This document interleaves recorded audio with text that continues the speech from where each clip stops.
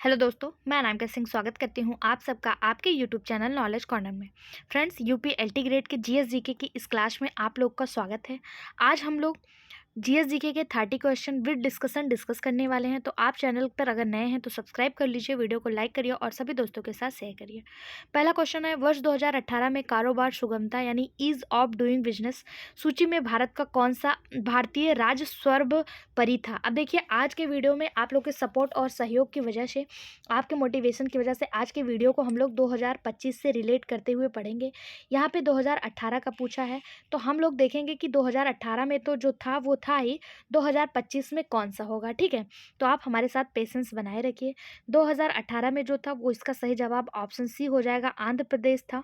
ठीक है, I hope जिस तरह आप लोग जूलॉजी और बॉटनी के वीडियो को अपना प्यार, अपना सहयोग, अपना सपोर्ट कमेंट बॉक्स और लाइक के माध्यम से दे रहे हैं, उसी तरह आप इसको भी देंगे। ठीक है, अगर बात करें 2025 की, तो ईच ऑफ डूइंग बिजनेस की सूची में 2025 में नंबर 1 पे महाराष्ट्र, तमिलनाडु और कर्नाटका था। ठीक है, तमिलनाडु, महाराष्ट्र और कर्नाटका। ठीक, अगला क्वेश्चन है, 2018 के एशियाई खेलों में किसे सर्वश्रेष्ठ खिलाड़ी घोषित किया गया। सन पोयना, रिकाको इरी, माओमी कुहारा, झोंग ली। ये आपका 2018 के करंट से पूछा गया क्वेश्चन है। अगर अभी बात करें 2025 के एशियन खेलों में, तो किसी एक सर्वश्रेष्ठ खिलाड़ी की घोषणा नहीं हुई, क्योंकि यह खेल जनवरी 2026 तक समाप्त नहीं हुए हैं अभी तक। लेकिन खेलो इंडिया यूनिवर्सिटी गेम की अगर बात करें, तो इसमें तैराकी में ओलंपियन श्री हरि नटराज थे और ये सफल एथलीट रहे हैं। किसमें? खेलो इंडिया यूनिवर्सिटी गेम में। और 2025 का एशियाई खेल अभी तक कंप्लीट नहीं हुआ है। ठीक है, अगला क्वेश्चन, निम्नलिखित में से किसे सेफी नामक परिवर्तनशील तारे की खोज की। डेल्टा सेफी नामक परिवर्तनशील तारे की खोज किसने की? सही जवाब हो जाएगा John Goodrich, option B. Delta Cephei नामक तारे की खोज जॉन गुडरिच ने की। बृहस्पति तारामंडल में स्थित यह एक द्वितारा मंडल है जो पृथ्वी के करीब 887 प्रकाश वर्ष की दूरी पर है। ऑप्शन बी इसका सही जवाब हो जाएगा। अगला क्वेश्चन, चंद्रवार रोवर मिशन की अवधि कितने दिन की थी, यानी चंद्रयान रोवर मिशन जो था वो कितने दिन के लिए गया था। चंद्रयान मिशन की अवधि 14 से 15 दिन की थी। चंद्रयान का उद्देश्य क्या था? तो चंद्रमा की सतह से विस्तृत नक्शे और पानी के अंश तथा हीलियम की तलाश करना इसका उद्देश्य था। ऑप्शन सी इसका सही जवाब हो जाएगा। अगला क्वेश्चन, फ्रीडम इन एग्जाइल आत्मकथा है। फ्रीडम इन एग्जाइल किसकी आत्मकथा है? महात्मा गांधी, सर मैकमोहन, दलाई लामा या फिर माओ तसे तुंग। इसका सही जवाब हो जाएगा option C, Dalai Lama. Freedom in Exile, Israel हो सकता है यहाँ पे, शायद एग्जाइल है, क्या है, एग्जाइल ही लिखा है। ये दलाई लामा की आत्मकथा है। अगर महात्मा गांधी की आत्मकथा पूछे तो माई एक्सपेरिमेंट विद ट्रूथ, ये महात्मा गांधी की आत्मकथा है। महात्मा गांधी की और बहुत सारी पत्रिकाएं थी, जैसे यंग इंडिया, ये सब महात्मा गांधी की ही थी। ठीक है, अगला क्वेश्चन, बच्चे को पढ़ने के लिए कला एवं विज्ञान को क्या कहते हैं? बच्चे को पढ़ाने की कला एवं विज्ञान को पैडेगॉगी कहते हैं, पैडेगॉगी। ऑप्शन ए इसका सही जवाब हो जाएगा। ठीक, अगला क्वेश्चन, प्राथमिक समयकों में सम्मिलित नहीं है। प्राथमिक समयकों में क्या सम्मिलित नहीं? प्रश्नावली, अनुसूचियां, साक्षात्कार या पुस्तकें।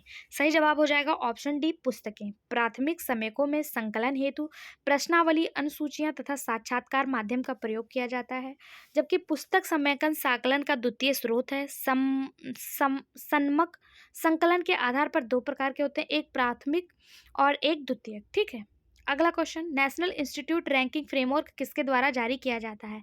National institute ranking framework NITI Aayog, मानव संसाधन एवं विकास मंत्रालय, एनसीईआरटी या डिपार्टमेंट ऑफ साइंस एंड मंत्रालय। सही जवाब हो जाएगा ऑप्शन बी, मानव संसाधन एवं विकास मंत्रालय के द्वारा नेशनल इंस्टीट्यूट रैंकिंग फ्रेमवर्क जारी किया जाता है। ऑप्शन बी इसका सही जवाब हो जाएगा। राष्ट्रीय संस्थागत रैंकिंग फ्रेमवर्क भारत के उच्च शिक्षा के सभी संस्थानों को रैंक प्रदान करने के लिए मानव संसाधन विकास मंत्रालय, भारत सरकार द्वारा अपनाई गई एक पद्धति है। अगला क्वेश्चन, विश्वविद्यालय अनुदान आयोग अधिनियम किस वर्ष पारित हुआ? यानी यूजीसी अधिनियम किस वर्ष आया? 1954, 1956, 1955 या 1958? सही जवाब option B 1956। University Grant Commission यानी विश्वविद्यालय अनुदान आयोग अधिनियम 1956 में पारित हुआ। विश्वविद्यालय अनुदान आयोग विश्वविद्यालय शिक्षा के मापदंडों में समन्वय, निर्धारण और अनुरक्षण हेतु 1956 में संसद के अधिनियम द्वारा स्थापित एक स्वायत्त संगठन है। पात्र विश्वविद्यालयों और कॉलेजों को अनुदान प्रदान करने के अतिरिक्त आयोग केंद्र और राज्य सरकारों को भी उच्च शिक्षा के विकास हेतु आवश्यक उपायों का सुझाव भी देता है। अगला क्वेश्चन, निम्नलिखित में से कौन सांख्यिकी विश्लेषण हेतु एक उपकरण है? देखिए, आप लोग कहते हैं कि मैम आंसर बाद में दिखाए। अब ये इतना छोटा सा क्वेश्चन है, इसको मैं ऐसे फैलाऊंगी तो आपके क्वेश्चन भी कट हो जाएंगे, इसलिए मैं थोड़ा सा मतलब इसको ऐसे रखती हूँ और आपको आंसर भी दिख जाता है। उसके लिए मैं क्षमा प्रार्थी हूँ, क्योंकि इसकी प्रिंट ही ऐसी हुई है। बाकी जूलॉजी बॉटनी की जो क्लासेस चलती हैं उसमें आपको क्वेश्चन दिखाया जाता है, उसके आंसर दिखाए जाते हैं, बाद में उसके एक्सप्लेनेशन दिखाए जाते हैं। ठीक है, सांख्यिकी विश्लेषण हेतु कौन सा उपकरण है? तो माल्ट लैब, MATLAB। ठीक है, माल्ट लैब, ऑप्शन बी ए इसका सही जवाब हो जाएगा। इसके अलावा इसमें और से बहुत सारे उपकरण यूज किए जाते हैं, जैसे SPSS।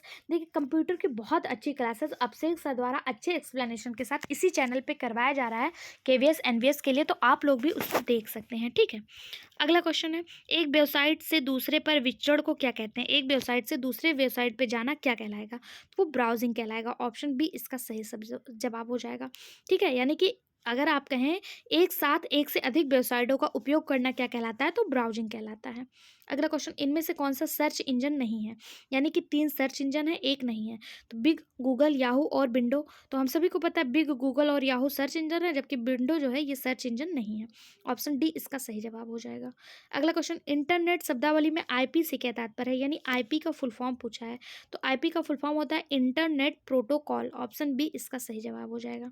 क्या होता है? Internet protocol. अगला, निम्नलिखित में से ईमेल एड्रेस का सही प्रारूप क्या है?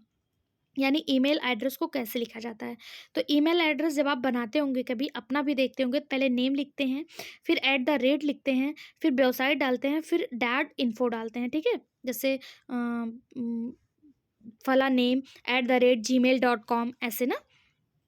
तो ऑप्शन बी इसका सही जवाब हो जाएगा, जिसमें नेम यूज़र नेम होता है, वेबसाइट डोमेन नेम होता है। ठीक है, अगला क्वेश्चन, एक कंप्यूटर डिस्क यानी कि CD में कंप्यूटर का कितना भी डेटा भंडारित किया जाता है? 420 मेगाबाइट, 380 मेगाबाइट, 680 मेगाबाइट या 560 मेगाबाइट? सही जवाब हो जाएगा ऑप्शन सी, 680 मेगाबाइट। एक कंप्यूटर डिस्क यानी एक CD में 680 मेगाबाइट डेटा भंडारित किया जाता है। कॉम्पैक्ट डिस्क, जिसे CD कहते हैं, एक digital optical disc data storage format है। यह प्रकाशीय चक्र होता है, इसमें आंकड़े अंकीय प्रारूप में संचरित होते हैं।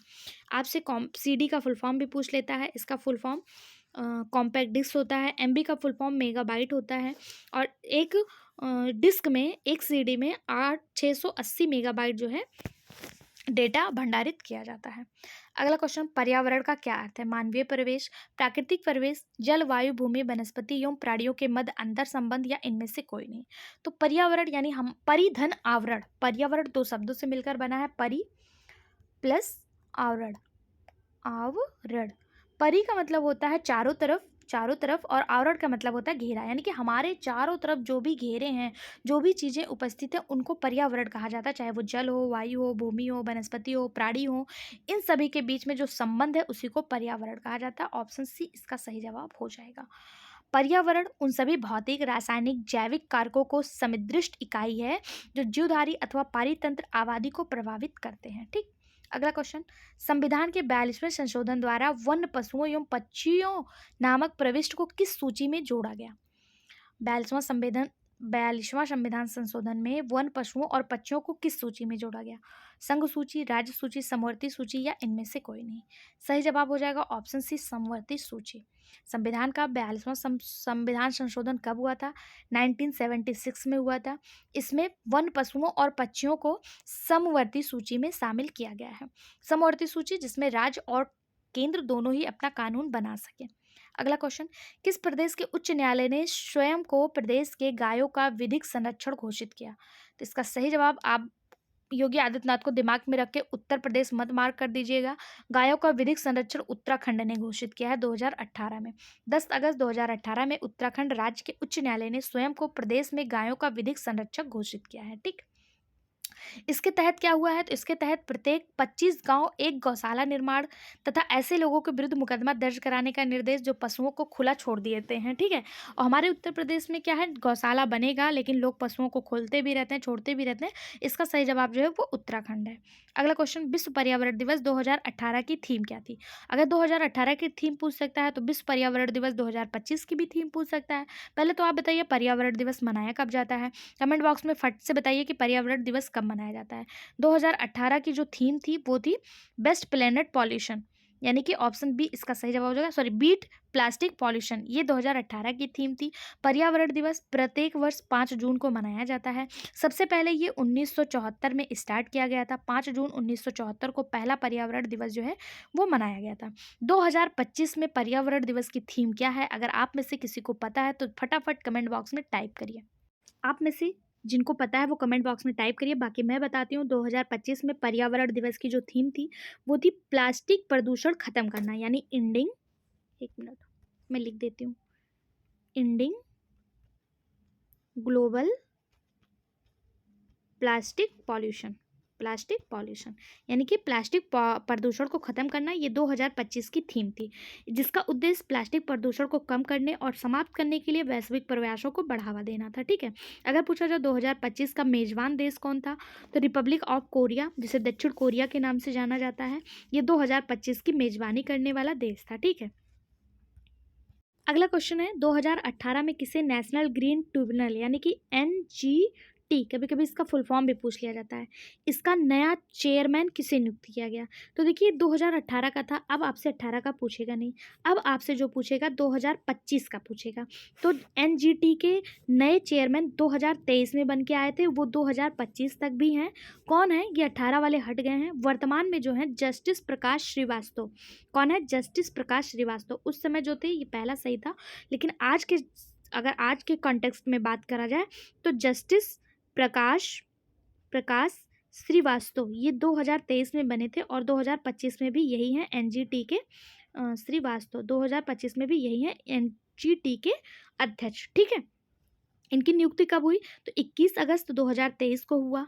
और 2025 में इन्होंने क्या किया? तो 2025 में NGT के अध्यक्ष के रूप में सक्रिय हैं और विभिन्न बैठकों और कार्यक्रमों का नेतृत्व कर रहे हैं। जैसे अभी हाल फिलहाल में इन्होंने चेन्नई में पर्यावरण पर क्षेत्रीय सम्मेलन किया था। ठीक है, तो इसका सही जवाब वर्तमान में NGT का full form national green tribunal, और इसके वर्तमान में चेयरमैन कौन है? जस्टिस प्रकाश श्रीवास्तव। ओके, अगला क्वेश्चन, शिव समुद्रम प्रपात किस नदी पर स्थित है? कृष्णा, पेरियार, कावेरी या मांडवी? शिव समुद्रम जलप्रपात ये तो कावेरी नदी पर स्थित है, ऑप्शन सी इसका सही जवाब हो जाएगा। शिव समुद्रम जलप्रपात कहाँ है? कावेरी नदी पर स्थित है। ठीक है, और बहुत सारे जलप्रपात हैं जो आपसे पूछा जाता है। तो सबसे पहले मैं आपको कुछ जलप्रपात के नाम और उनसे संबंधित नदियाँ बताऊंगी जो फेमस हैं। जैसे शिव समुद्रम ये तो फेमस है कावेरी नदी पे। उसके अलावा कभी कभी आपसे पूछ लेता है जोग जलप्रपात। जोग जलप्रपात किस नदी पर स्थित है? तो ये शरावती नदी पर स्थित है। किसमें? शरावती नदी पे। शिव समुद्रम और जोग ये दोनों कर्नाटक के जलप्रपात हैं। दोनों ही कहाँ के हैं? कर्नाटक के। इसके अलावा मध्य प्रदेश में एक जलप्रपात है कपिल धारा, जो नर्मदा नदी पर स्थित है। धुआंधार नर्मदा नदी पर, ये मध्य प्रदेश का फेमस है। ठीक है, उसके अलावा गोवा का दूध सागर ये भी आपसे पूछा जाता है। दूध सागर जलप्रपात ये कहाँ पे है? ये मांडवी नदी पे है। कहाँ? किस नदी पे? मांडवी नदी पे। किस राज्य में? गोवा में। कहाँ पे? गोवा में। इसको स्टार मार्क करिएगा। ठीक है, ठीक है। इसके अलावा अगर आपसे पूछा जाए, ये सारे मतलब इंपॉर्टेंट जलप्रपात हैं, आप इनको लिख लीजिए। मैंने कौन कौन सा बताया? कर्नाटक के 2, कपिलधारा सॉरी जोग और शिव समुद्रम कावेरी नदी, जोग शरावती नदी। इसके अलावा मैंने आपको बताया मध्य प्रदेश का कपिल धारा नर्मदा नदी, धुआंधार भी नर्मदा नदी। उसके अलावा मैंने गोवा का दूध सागर जो मांडवी नदी पर है, इसको मोस्ट इंपॉर्टेंट मार्क करिएगा। ठीक है, मोस्ट इंपॉर्टेंट। अगला क्वेश्चन है, निम्नलिखित में से सौर मंडल का दूसरा सबसे बड़ा ग्रह कौन सा है? शनि, वृत्त क्या है? चंद्रमा, अरुण। पहला सही जवाब इसका हो जाएगा शनि। ये दूसरा सबसे बड़ा ग्रह है। अगर ये दूसरा है तो सबसे बड़ा कौन सा है? तो सबसे बड़ा बृहस्पति यानी जुपिटर है, सबसे बड़ा ग्रह। सौर मंडल का सूर्य से दूरी के अनुसार भी क्रम पूछ लेता है सौर मंडल के ग्रहों का। तो सूर्य से दूरी के अनुसार देखिए यहाँ पे दिया है कि बुध सूर्य के सबसे निकट है, और सबसे दूर कौन सा है? सूर्य से सबसे दूर कौन सा है? वरुण है, जिसे आप नेपच्यून कहते हैं, ठीक है। नेपच्यून पहले बुध होता, पहले मान लीजिए ये सूर्य है, ये सन है, तो सन के सबसे निकट कौन सा होता? मरकरी होगा। मरकरी के बाद वेनस होगा, वेनस के बाद अर्थ होगा, अर्थ के बाद मार्स होगा, मार्स के बाद जुपिटर होगा। यही मार्स और जुपिटर यानी कि मंगल और बृहस्पति के बीच में एस्ट्रॉयड बेल्ट भी पाया जाता है। जुपिटर के बाद सैटर्न, सैटर्न के बाद यूरेनस, यूरेनस के बाद नेपच्यून, ठीक। नेपच्यून ये सूर्य से दूरी के क्रम में है। इसको याद करने के लिए एक ट्रिक भी है सूर्य से दूरी के क्रम में। मेरी बहुत शिक्षित माँ ने नूडल्स परोसे थे, मेरी बहुत शिक्षित माँ ने नूडल्स परोसे थे, ये ट्रिक है, ठीक है। मेरी से यानी मरकरी, बहुत से यानी कि वेनस, और शिक्षित से अर्थ, ठीक है। इस तरह से आप इसको याद कर सकते हैं। अगर आज के डेट में आपसे पूछा जाए कि सर्वाधिक उपग्रह किसके पास है, ये उस समय का डाटा है, ये गलत है। सर्वाधिक उपग्रह जो है बृहस्पति और शनि के पास है। कितने उपग्रह? तो बृहस्पति के पास 95 और शनि के पास 146 उपग्रह है, ठीक है। सबसे अधिक किसके पास है? शनि के पास 146, जबकि बुध और शुक्र के पास कोई भी उपग्रह नहीं है। पृथ्वी के पास एक है। पृथ्वी का इकलौता उपग्रह किस नाम से जाना जाता है? अगर आपको पता है तो कमेंट बॉक्स में बताइए, ठीक है। मंगल के पास 2 है, यूरेनस के पास 27 है, नेपच्यून के पास 14 है। लेकिन जैसे जैसे खोज होते रहते हैं, इन उपग्रहों की संख्या बदलती रहती है। तो बृहस्पति के पास पहले सबसे ज़्यादा थे, लेकिन वर्तमान में 95 हैं बृहस्पति के पास, और शनि के पास इस समय सबसे ज़्यादा है, कितने? 146। कौन सा ऐसा उपग्रह है जिसके पास, कौन सा ऐसा ग्रह है जिसके पास कोई उपग्रह नहीं है? तो शुक्र और बुध, इनके पास कोई भी उपग्रह नहीं है, ठीक है।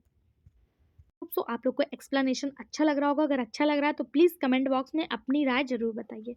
इसी तरह से आपको सारे वीडियो डिस्कशन करने हैं जीएस जीके के, तो वो भी हमें बता दीजिए, या फिर जैसे हम क्वेश्चन पढ़ रहे थे आंसर बताते हुए जा रहे थे वैसे ही पढ़ने। कैसे पढ़ने आप कमेंट बॉक्स में बताइए। अगला क्वेश्चन है, 1905 में हुए बंगाल के विभाजन हेतु कौन उत्तरदायी था? तो बंगाल का विभाजन लॉर्ड कर्जन के समय में हुआ था। ऑप्शन ए इसका सही जवाब हो जाएगा। बंगाल विभाजन की घोषणा कब हुई थी? उस समय वायसराय कौन थे? यहाँ से बहुत सारे क्वेश्चन पूछे जाते हैं। अगर बात करें बंगाल विभाजन की घोषणा कब हुई थी, तो 19 जुलाई 1905 को घोषणा हुई थी। और बंटवारा कब प्रभावी हुआ था? तो ये 16 अक्टूबर 1905 को प्रभावी हो गया था। कब हुआ था? 16 अक्टूबर 1905 को प्रभावी हो गया था, ठीक है। कब हुआ था? 16 अक्टूबर 1905 को, ठीक है। अगर विभाजन का आधार बताया जाए तो बंगाल प्रांत को 2 हिस्सों में बांटना था, जिसमें पश्चिमी बंगाल और पूर्वी बंगाल। पूर्वी बंगाल में असम भी शामिल था, ठीक है। पूर्वी बंगाल में मुस्लिम बाहुल क्षेत्र थे, जिसकी राजधानी ढाका थी। और पश्चिमी बंगाल जो था, इसमें बिहार, उड़ीसा, पश्चिमी बंगाल हिंदू बाहुल क्षेत्र था, इसकी राजधानी कलकत्ता थी। अंग्रेजों का कहना था कि बंगाल एक बहुत विशाल है, बहुत ज़्यादा जनसंख्या है, इसलिए इस पे शासन करना जो है मुश्किल हो रहा है, इसलिए इसको 2 भागों में बांट रहे हैं। लेकिन असल मकसद हिंदू मुस्लिम को लड़ाना था और कुछ नहीं था, ठीक है। इसके विरोध में जनता ने बहुत सारे आंदोलन किए, जिसमें से बंग भंग आंदोलन था। इसके अलावा 7 अगस्त 1905 को कलकत्ता टाउन हॉल में बहिष्कार प्रस्तावित किया गया। स्वदेशी आंदोलन शुरू किया गया। इसमें विदेशी वस्तुओं का बहिष्कार और राष्ट्रीय शिक्षा पर जोर दिया गया, ठीक है। उसके बाद भारतीय जनता के भारी दबाव और राजनीति अशांति के कारण 1911 में हार्डिंग ने इस विभाजन को रद्द कर दिया। किसने रद्द कर दिया? हार्डिंग ने रद्द कर दिया। अगर ये विभाजन हुआ था तो इसने बहुत सारे प्रभाव भी डाले रहे होंगे। कौन से प्रभाव डाले? तो इसने फूट डालो और राज करो नीति को उजागर किया कि अंग्रेज जो है ये सोचते हैं कि भारतीयों को आपस में लड़ा दो, हिंदू मुस्लिम में लड़ा दो, धर्म धर्म में लड़ा दो और राज करो, ठीक है। इसके अलावा इसने सांप्रदायिकता बढ़ी और 1906 में मुस्लिम लीग की स्थापना करवा दिया, इसी ने करवाया। या भारत के स्वतंत्रता संग्राम में एक महत्वपूर्ण मोड़ साबित हुआ, ठीक है। अगला क्वेश्चन है, बौद्ध शिक्षा प्रणाली में निम्नलिखित में से कौन शिक्षण का माध्यम था? संस्कृति, देवनागरी, पाली या उपयुक्त में से कोई नहीं। यानी भाषा कौन सी थी? तो बौद्ध शिक्षण प्रणाली में जो भाषा थी वो सी थी, यानी कि पाली थी, ठीक है। बौद्ध शिक्षा प्रणाली किससे संबंधित है? महात्मा बुद्ध से। महात्मा बुद्ध कौन थे? तो महात्मा बुद्ध के बचपन का नाम सिद्धार्थ था। बड़े होकर इन्हें महात्मा बुद्ध के नाम से जाना गया। इनका जन्म नेपाल के लुम्बिनी में हुआ था और इनको ज्ञान की प्राप्ति बोध गया में पीपल वृक्ष के नीचे हुआ था। यानी कि अगर पूछा जाए महात्मा बुद्ध का जन्म कब हुआ था, तो 563 ईसा पूर्व में इनका जन्म सिद्धार्थ गौतम के नाम से लुम्बिनी में कपिल वस्तु के पास हुआ था। लुम्बिनी कहाँ है? नेपाल में। इनके पिता का क्या नाम था? तो महात्मा बुद्ध के पिता का नाम शुद्धोधन था और इनकी माता का नाम महामाया था। इनकी माता की कम आयु में ही, मतलब ये जब ये छोटे थे तभी इनकी माता की मृत्यु हो जाती है महामाया की। उसके बाद प्रजापति गौतमी जो इनकी मौसी थी, उन्होंने इनका लालन पालन किया था और प्रजापति गौतमी ही इनकी प्रथम शिष्या भी थी। ठीक है। इनके एक पुत्र था जिसका नाम राहुल था। इनकी पत्नी का नाम यशोधरा था।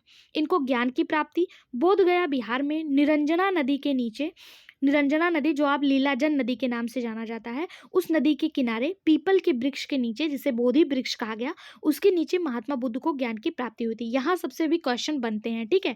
इन किस वृक्ष के नीचे प्राप्त हुआ, कौन सी नदी के किनारे प्राप्त हुआ, इनके पुत्र का क्या नाम था, पत्नी का क्या नाम था, यहाँ से भी क्वेश्चन पूछे जाते हैं। ठीक है। जब इन्हें ज्ञान की प्राप्ति हुई तो ये जो है बुद्ध यानी कि जागृत कहलाए।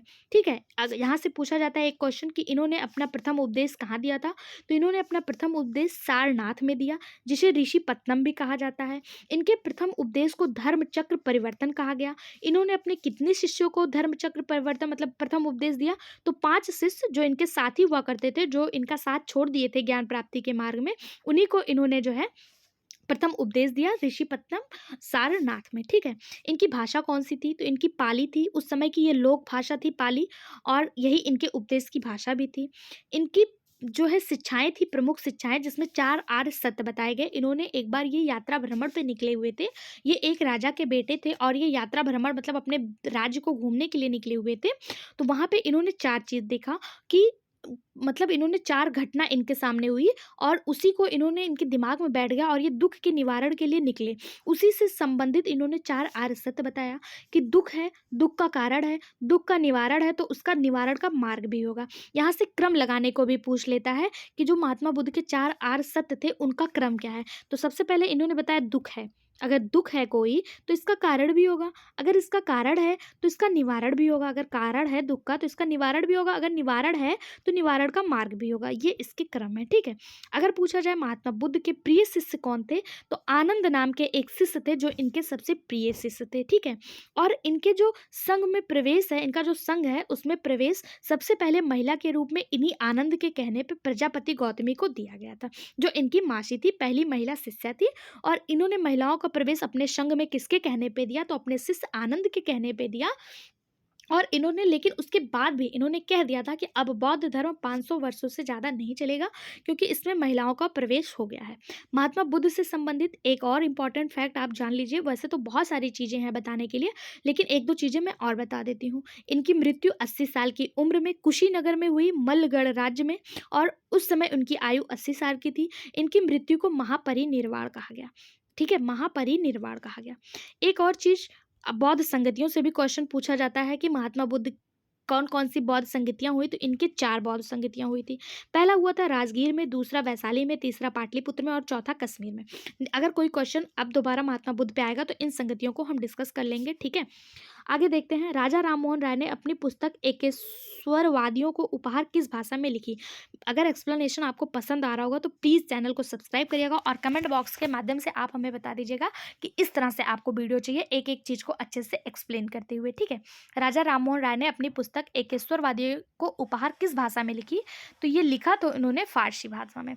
1809 में राजा राममोहन राय ने अपनी पुस्तक एकेश्वरवादियों को उपहार यानी कि तुहफात उल मुआद्दिन को फारसी भाषा में लिखा था। राजा राममोहन राय को भारतीय पुनर्जागरण का अग्रदूत या आधुनिक भारत का जनक भी माना जाता है। अगर पूछा जाए भारतीय पुनर्जागरण का अग्रदूत कौन है, तो यही राजा राममोहन राय है, या फिर आधुनिक भारत का जनक कौन है, तो राजा राममोहन राय है। अगला क्वेश्चन, बलवंत राय मेहता समिति संबंधित है मानव अधिकार से, सहकारी समिति से, पंचायती राज से या नगर पालिका से? इसका सही जवाब हो जाएगा ऑप्शन सी, पंचायती राज से। बलवंत राय मेहता समिति पंचायती राज से संबंधित है। पंचायती राज लागू करने वाला पहला राज्य कौन सा है? तो राजस्थान है। राजस्थान में भी कहाँ? राजस्थान का एक जिला है नागौर, वहाँ पे सबसे पहले पंचायती राज लागू किया गया था। ठीक है। पंचायती राज से संबंधित आर्टिकल पूछा जाता है, तो पंचायती राज से संबंधित आर्टिकल पंचायती राज संविधान के भाग 9 में है। किसमें? भाग 9 में। आर्टिकल 243 से 243 ओ तक पंचायती राज जो है इसकी व्याख्या की गई है। ठीक है। संविधान संशोधन 1992 के द्वारा पंचायती राज को जोड़ा गया था। कौन से संविधान संशोधन के द्वारा? तो 73वां संविधान संशोधन 1992 के द्वारा। ये लागू कब हुआ? 1958 में लागू हुआ था। ठीक है। अगला क्वेश्चन, वर्ष 2011 की जनगणना के अनुसार दूसरा सबसे अधिक जनघनत्व वाला राज्य कौन था? उत्तर प्रदेश, बिहार, पश्चिम बंगाल, पंजाब। अब देखिए ये 2011 की जनगणना है और अभी भी आपको 2011 की जनगणना ही पढ़नी है, क्योंकि अभी कोई भी नई जनगणना नहीं हुई है। यहाँ पे दूसरा पूछा है, मतलब जनघनत्व वाला राज्य कौन सा था? तो दूसरा जो था वो पश्चिम बंगाल था। कितना था? 1028 प्रति व्यक्ति। ठीक है। प्रति वर्ग मीटर जो है व्यक्ति थे, 1028 व्यक्ति प्रति वर्ग मीटर थे। अगर पहला पूछ लिया जाए तो पहला जो था वो बिहार था। यहाँ पे कितने लोग थे? 1106 व्यक्ति प्रति वर्ग मीटर थे। और अगर यहीं पे तीसरे नंबर पे पूछ लिया जाए, तीसरे नंबर पे कौन था?